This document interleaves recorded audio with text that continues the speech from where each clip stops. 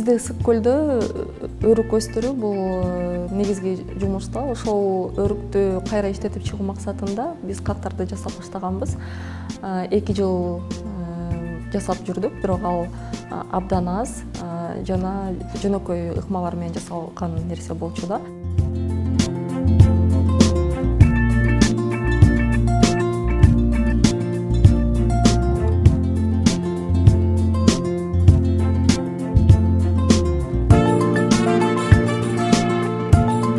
Ар бир нерсенин өзүнүн аты бар да, шороо, сникерс. И мен ойлодум, менин дагы продуктумдун аты болуш керек деп. Көп ойлонбой ошо сары кыз деп атайлык деп чечтик. Ысык көлдө абрикосту сары кыз деп атап коюшат. Ошондуктан ошол учурду сары кыздын тою деп аталат.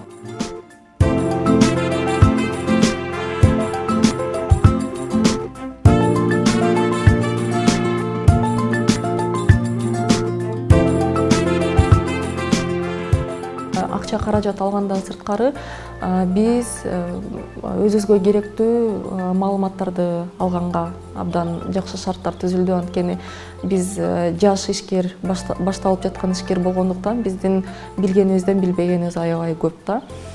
Бул финансовый учет боюнча, производство боюнча негизи кандай, эгерде бизде суроолор бар болсо, ошолордун баардыгына Джон Голд өзүнүн салымын кошуп, биздин билим алуубузга салымын абдан чоң кошот.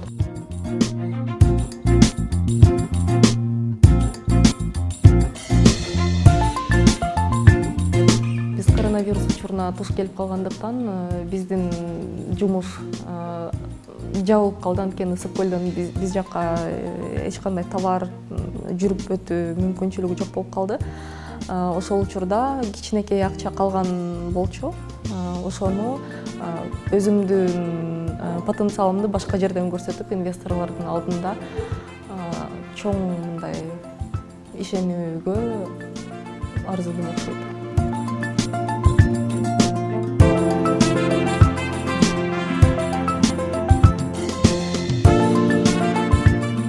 Экинчи траншты алып жатканда биз өзүбүз бизнес план түздүк. Ошо бизнес планга жазылгандай ошол акчаны толугу менен колдондук.